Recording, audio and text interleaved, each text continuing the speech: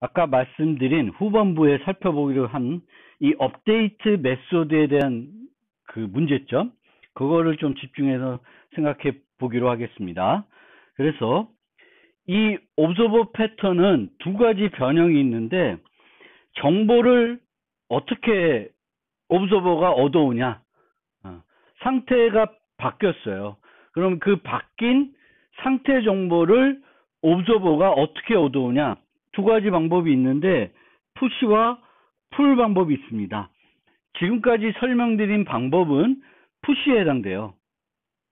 서브젝트가 통보할 때 observer에게 정보까지 제공하는 거예요. 정보까지 같이 주는 겁니다.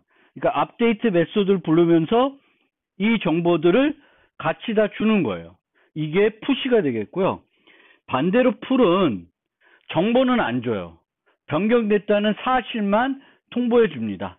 그러면 그때 보통 서브젝트 객체를 주게 되는데, 이 서브젝트 객체에서 내가 필요로 한 메소드들을 불러서 필요한 정보를 얻어내면 되겠습니다.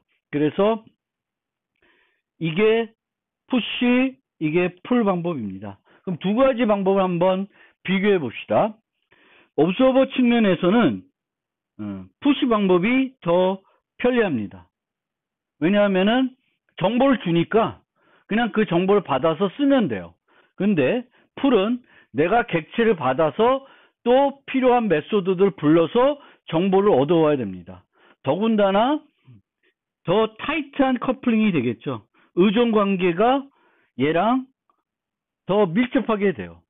이것이 결국은 보통 경우에는 추상 타입이 아닌 경우도 많을 겁니다. 그러면 더 심각한 문제가 될 수 있어요. 그런데 이렇게 풀이 안 좋다고 하지만 좋은 점도 있습니다. 어떤 점이 좋을 수 있냐면, observer에 따라서 필요한 정보가 다를 수 있는데 불필요한 정보의 전달받을 수 있는데, 푸시는 여기는 3개 주고 있죠.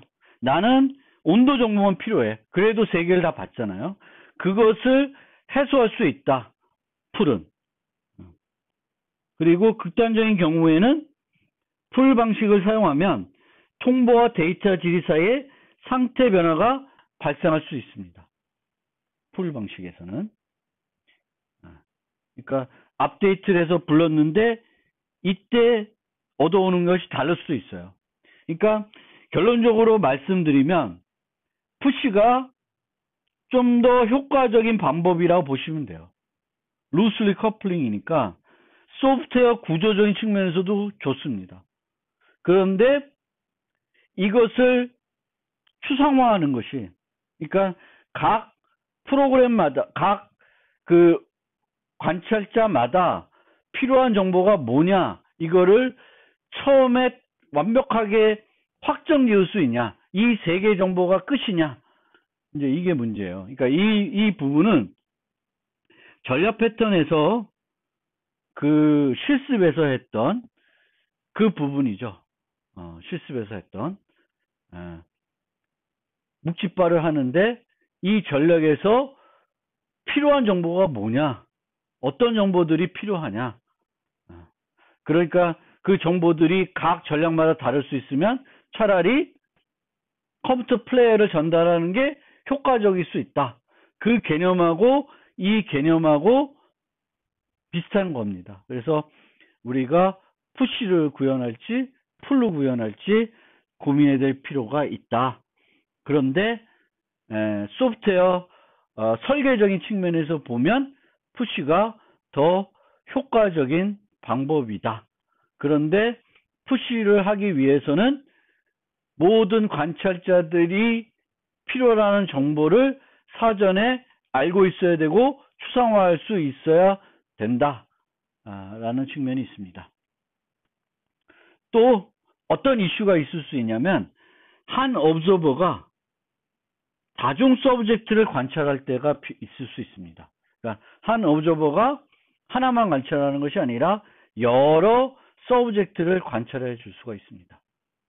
그러면 observer 측면에서는 어떤 서브젝트가 통보했는지 식별할 수가 있어야 되겠죠.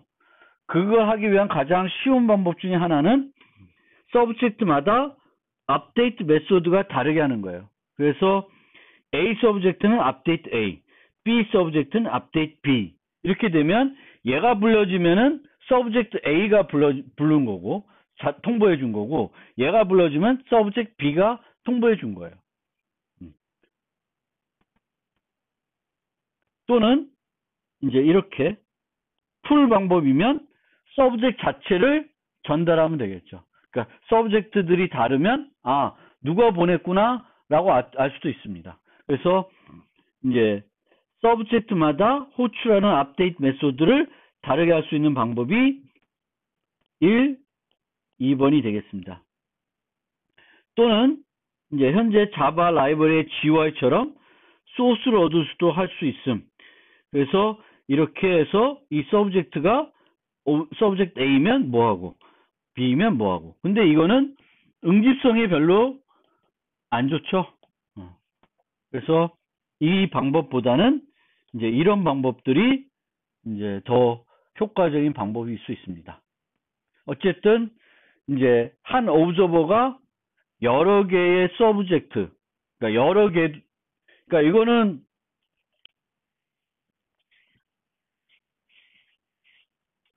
이제 그 경우의 수를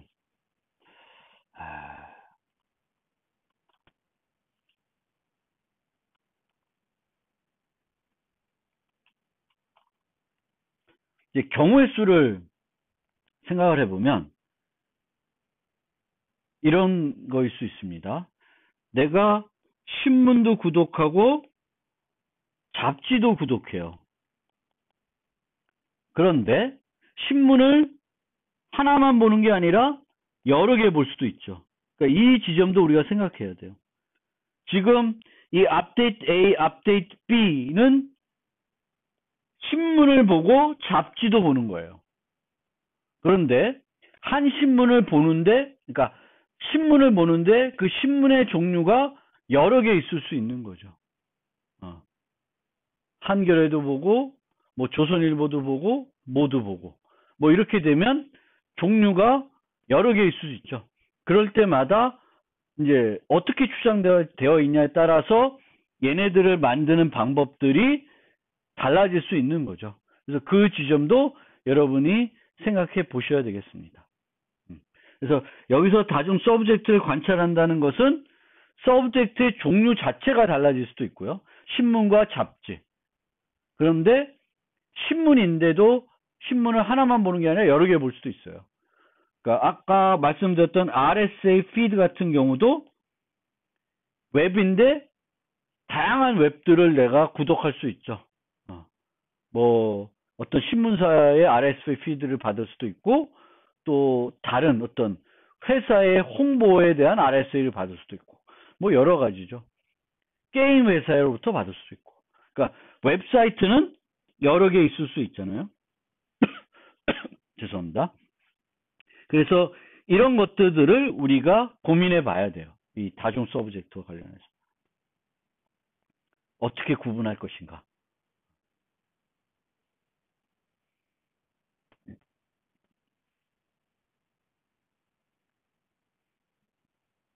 그래서 이거를 어떻게 효과적으로 만드는 것이 좋을지는 이제 그 상황을 우리가 만났을 때 고민에 대한 지점이 되겠습니다.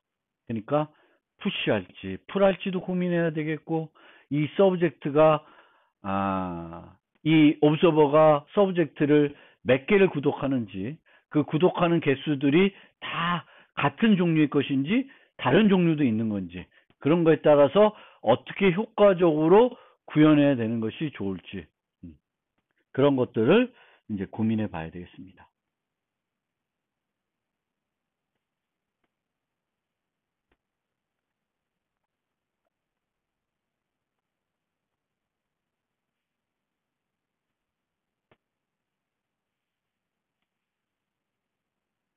그러니까 요거과 관련된 보충 설명입니다.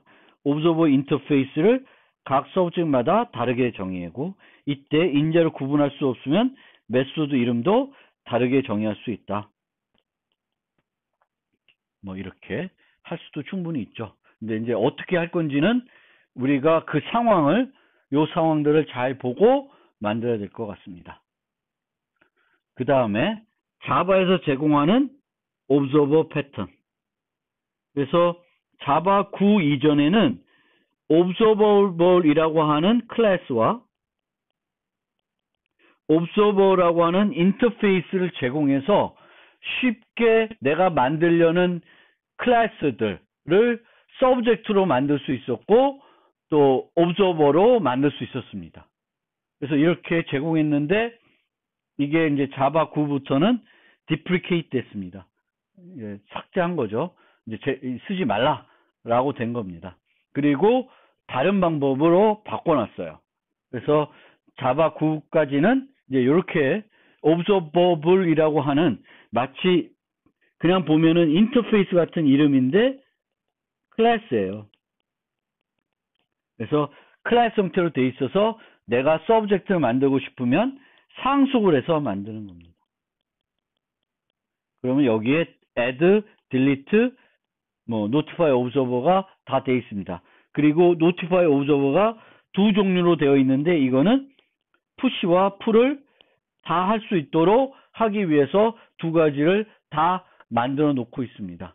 근데 이 자바 9 이전에 만들었던 이 형태, 라이벌 형태로 제공하는 이 형태의 문제점들이 몇 가지 있습니다. 그 문제점과 또 특징들을 조금 살펴보면 첫 번째가 이 notify observer나 notify observers, 즉 얘가 풀이고 얘가 push입니다. push와 pull 두 개 다른데 pull은 현재 객체를 전달해 주고요. push는 데이터, 여기에 전달한 데이터도 같이 전달해 줘요. 그래서 두 가지 방법을 다 쓸 수 있게 해주는데 그 전에 set change라는 거를 호출해 줘야 돼요. 얘를 호출하지 않고 이 두 개를 불러도 통보를 안 해줍니다. 그래서 이 set change라는 게 하나 더 들어가 있다. 그래서 이것의 용도는, set change의 용도는 통보되는 그 횟수나 순간을 제어할 수 있게 해줍니다. 그러니까 매번 notify observer가 불러지더라도 통보가 안 되게끔 조절할 수 있는 요소를 두고 있어요. 아까 제가 코드에서 보여줬을 때는 그 받는 사람이 조절하고 있죠.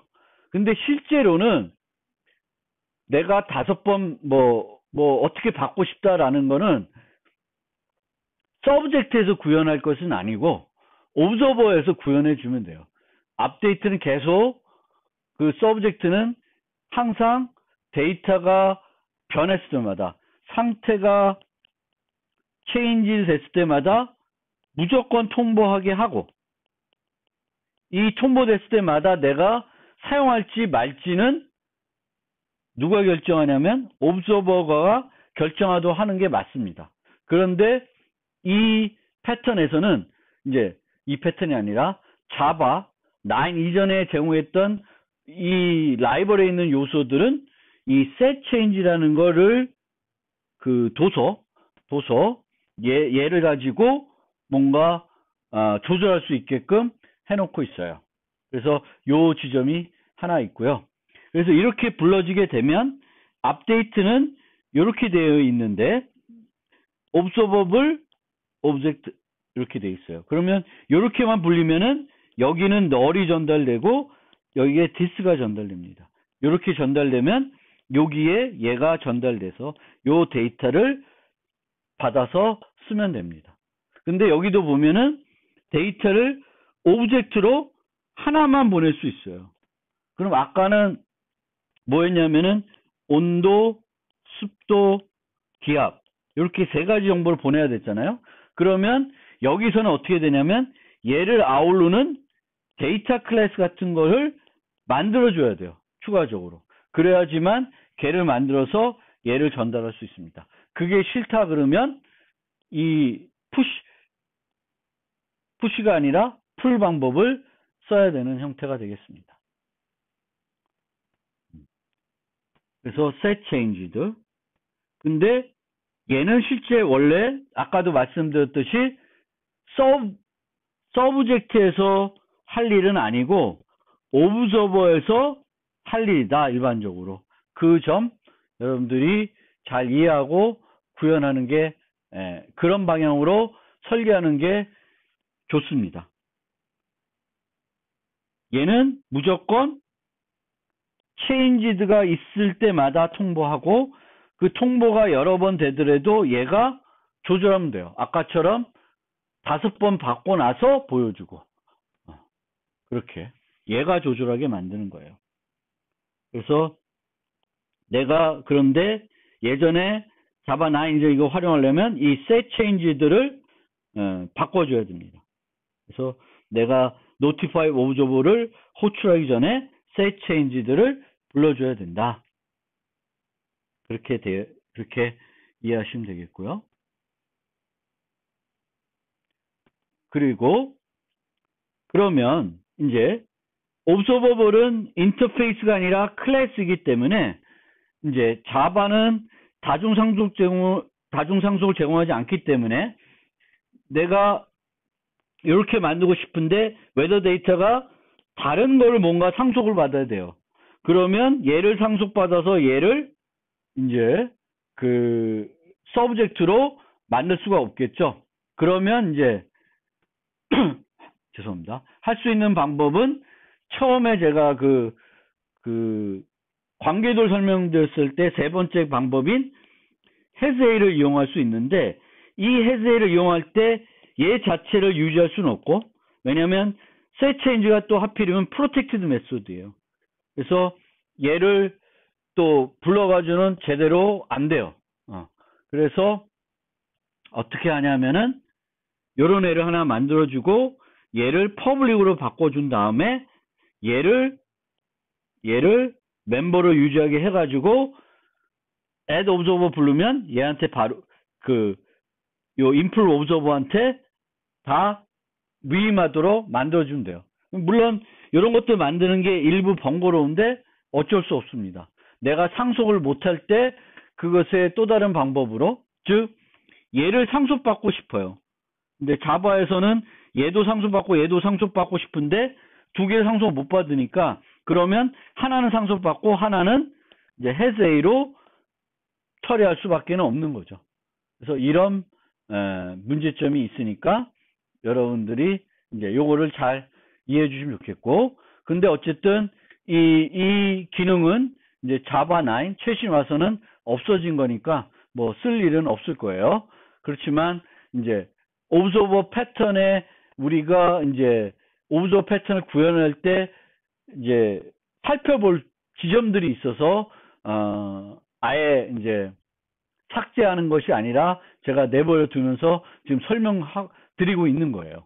그래서 이 자바에서 이 상속의 문제점 그리고 이제 이 여기서 썼던 이 set change와 관련된 요소 요거를 잘 이제 어떻게 우리가 접근해야 되는지 이제 설명을 드린 거예요. 그래서 상속으로 서브젝트를 만들어 놓으면 코드 중복은 없앨 수 있지만 자바에서는 다중상속이 안 되기 때문에 문제가 있다. 그리고 이 set change 같은 기능은 원래는 서브젝트에 만든 게 아니다. 누가 해야 되냐? 오브저버들이 해야 되는 거예요. 그래서 오브저버들은 그렇게 만드는 게 정상이다. 이 지점을 설명드리겠습니다.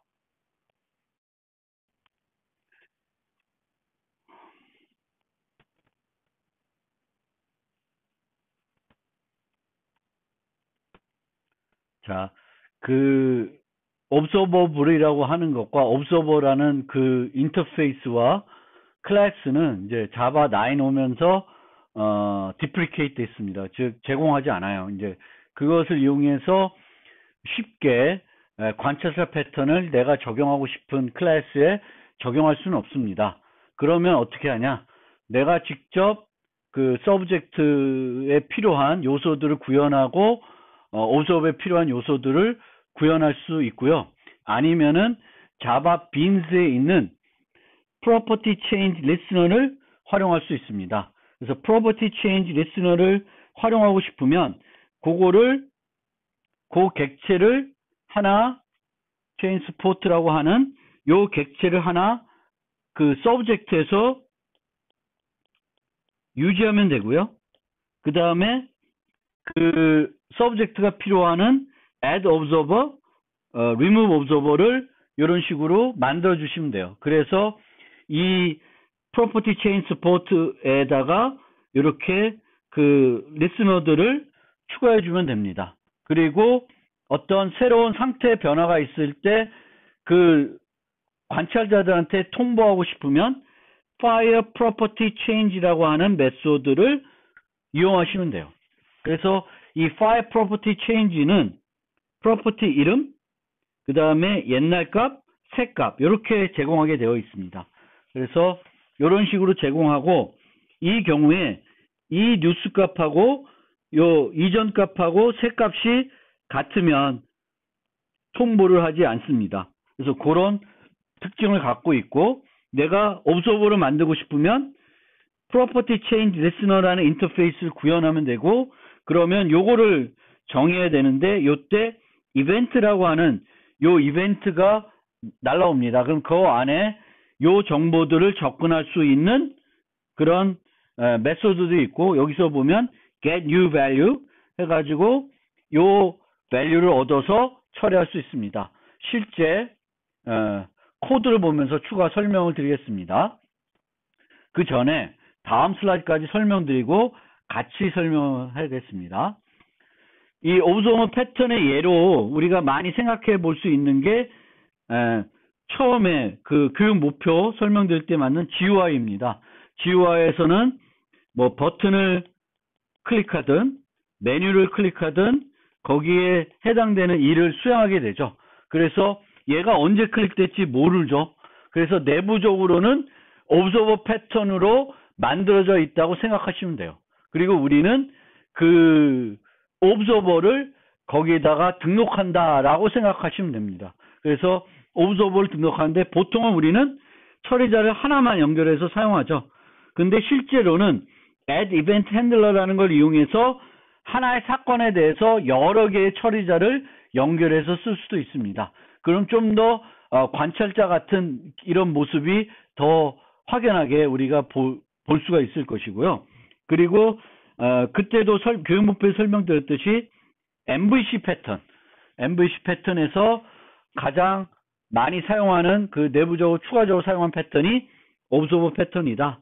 그래서 이 패턴에서는 MVC에서는 모델과 뷰를 나누는데 모델이 바뀌면 뷰가 자동 갱신돼야 돼서 뷰가 observer가 되고 얘가 서브젝트가 되는 형태로 우리가 코딩을 많이 하게 됩니다. 그래서 MVC로 어떤 응용을 만들 때 모델과 뷰 간에는 observer 패턴 형태로 구현을 많이 한다. 그리고 이제 실습에서 해볼 채트룸 같은 경우에도 단톡방 같은 경우에도 한 사용자가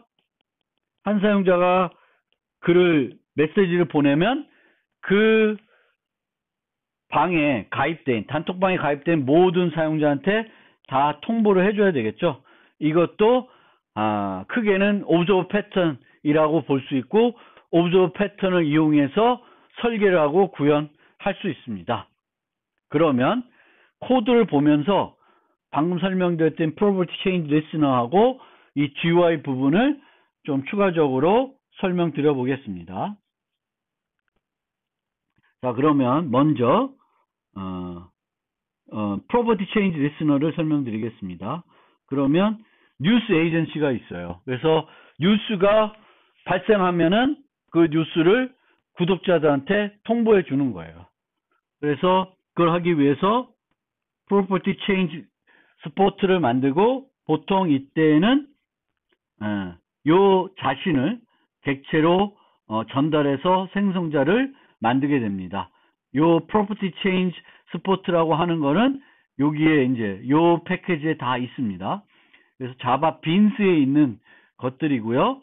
그리고 서브젝트가 갖춰야 될 것이 add, 우리는 register, remove, notify 요 세 개인데 그거는 요렇게 property change listener라고 하는 것들을 받아서 여기다가 이제 add, remove 해주시면 되겠고, 요때도 이제 equals 메소드를 잘 만들어 주셔야 돼요. 그래서 그것도 여러분들이 늘 요 remove 같은 경우에는 equals 메소드 주의해야 된다. 그렇게 보시면 되겠고, 실제 notify 하고 싶으면은 요거를 해주면은 등록되어 있는 모든 애들한테 이벤트를 보내주게 됩니다. 그러면은 이제 new subscriber는 이렇게 요 implement property change listener만 만들어주면 됩니다. fancy news도 이렇게 받아서 요 점점점점 요 별표들 찍는 게 뭐 fancy한 건지 모르겠지만 이렇게 해주면 됩니다. 그러면 뉴스 테스트를 실행을 해보면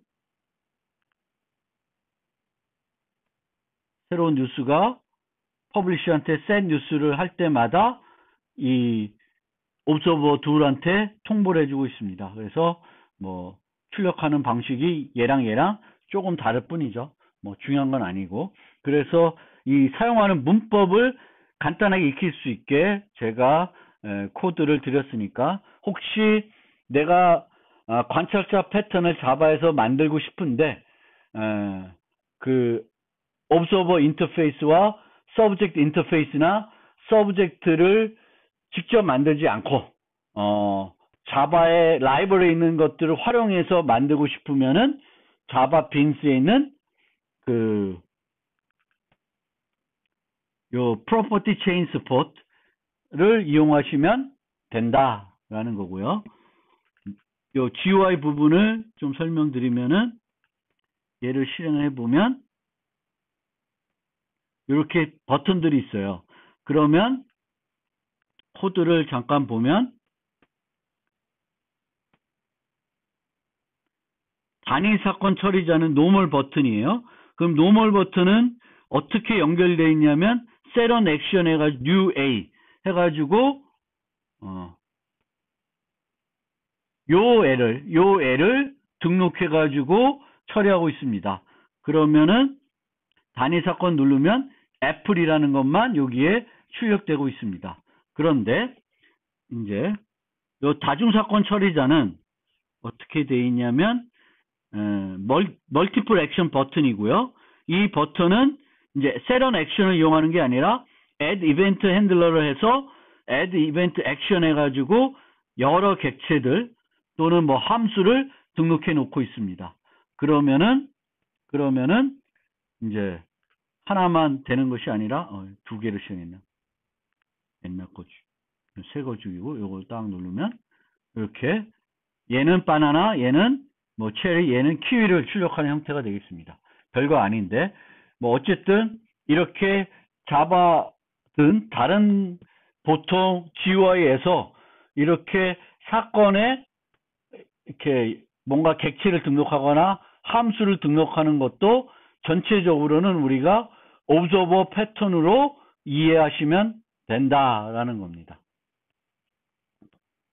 그러면 이제 observer 패턴을 마무리해 보겠습니다. 얘도 행위 패턴이고요. 수준은 컴포넌트입니다. 뭐 subject, observer들 등장하죠. 그럼 언제 적용할 수 있냐? 한 객체의 상태 변화가 얼마나 많은 다른 객체에 영향을 주는지 알 수 없을 때, observer들이 하나 응용 또는 여러 응용에 따라 다양해질 수 있을 때 우리가 observer 패턴을 쓸 수가 있고요. 그걸 통해서 얻을 수 있는 장점은 서브젝트된 수정 없이 observer를 추가할 수 있고 동적으로 추가 제거가 가능하다. 반면에 이때도 만약 풀 방식을 쓰면 observer는 서브젝트에 대한 의존도가 높아질 수 있습니다. 우리가 추상 타입에 의존하는 것이 아니라 구체적인 타입에 의존해야 될 수도 있습니다. 풀 방식을 쓰게 되면 구체적인 타입에 그게 이제 늘 문제예요. 타이트 커플링이 돼서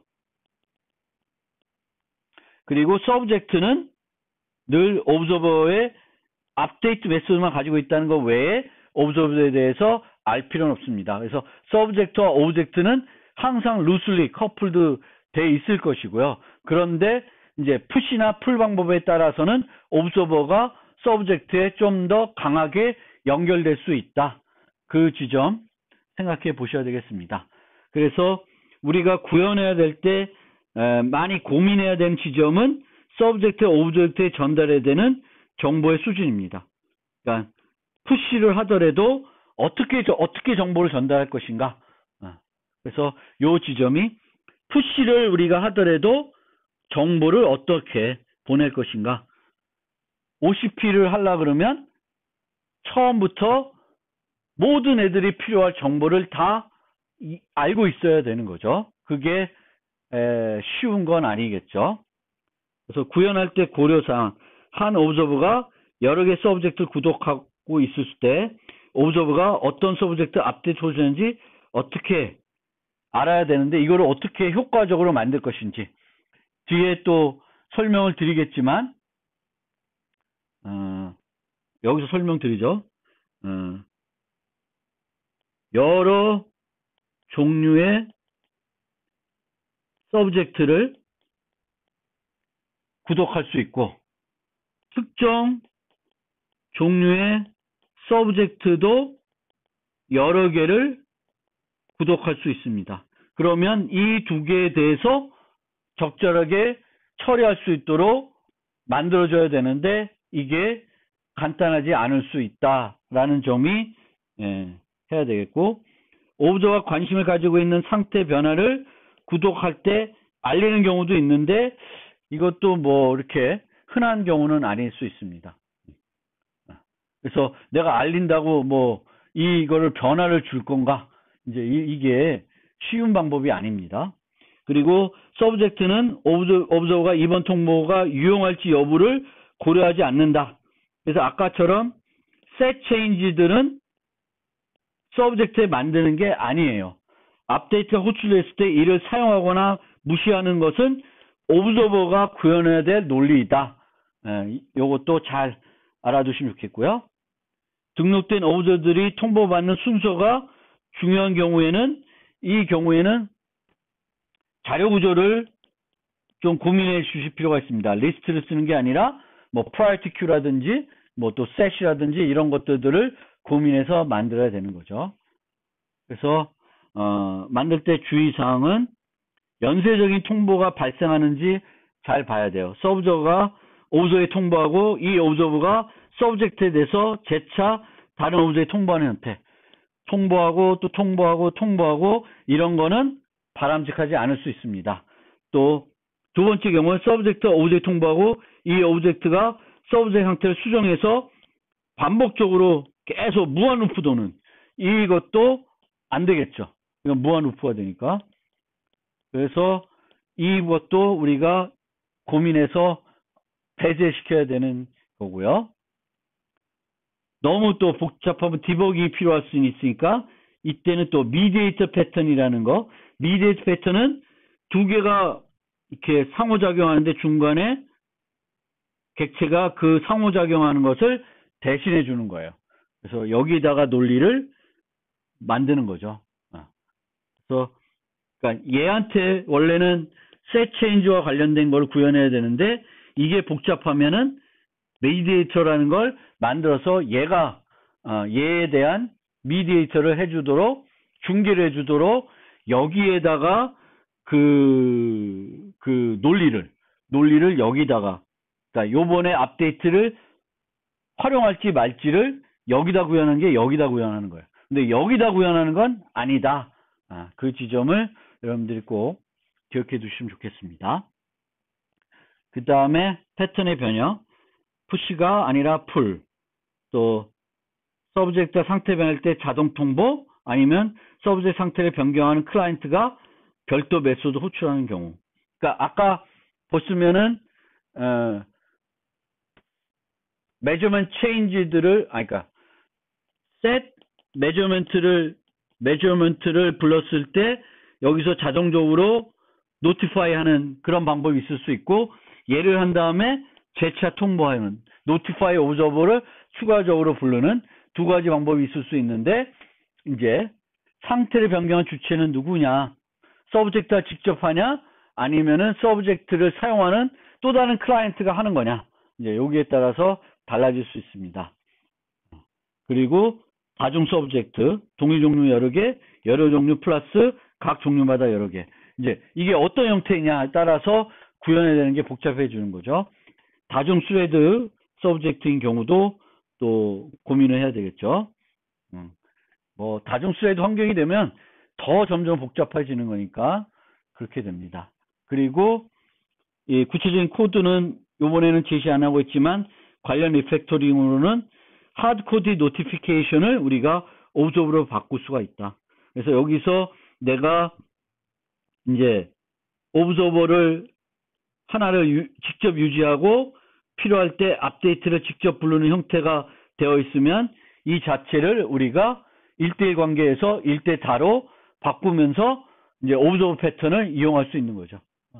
그래서 내가 내 코드에서 클래스 A가 있고 이 A가 B 객체한테 업데이트를 하고 이렇게 이제 부르고 있으면 이 자체를 오브저버 패턴을 바꿔서 B를 이런 식으로 직접 하나를 유지하는 게 아니라 얘의 추상 타입을 유지하게끔 해서 얘를 여러 종류를 유지해도 이 통보가 자동스럽게 되게끔 1대4 관계로 바꿀 수 있습니다.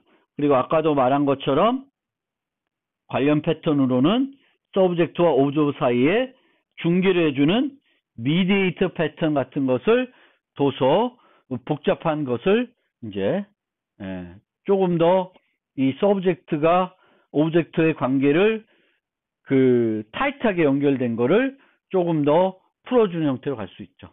그러면 이제 특히 그러면은 풀 방법에 할 때 우리가 이제 미디에이터라는 걸 또 하나를 둬서 오브저버와 서브젝트의 직접적인 것을 한 단계를 둬서 뭔가 할 수도 있겠죠. 그래서 그런 패턴들을 미디에이터 패턴이라는 게 있다라는 걸 알아두시고 나중에 기타 패턴 설명드릴 때 미디에이터 패턴도 설명드리겠습니다.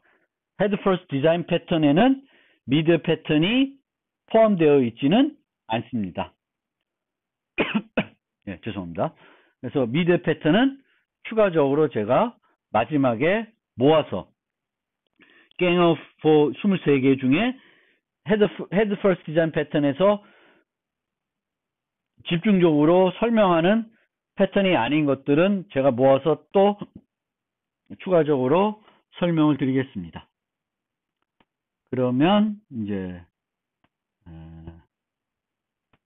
그 C++ 예제는 뭐 이런 식으로 벡터를 이용해서 처리할 수 있고 보통 포인터를 유지하게끔 해서 많이 만들게 됩니다. 그래서 포인터를 유지한다.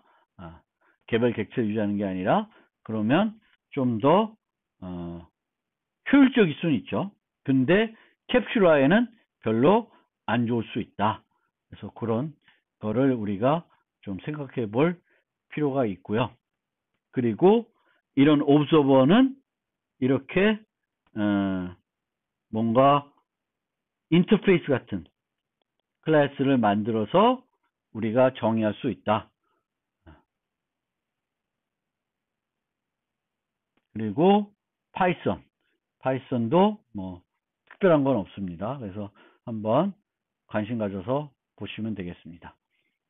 그래서 서브젝트 추상으로 만들고 이렇게 만드는 여기서는 셋을 썼습니다. 그런 점 보시면 되겠습니다.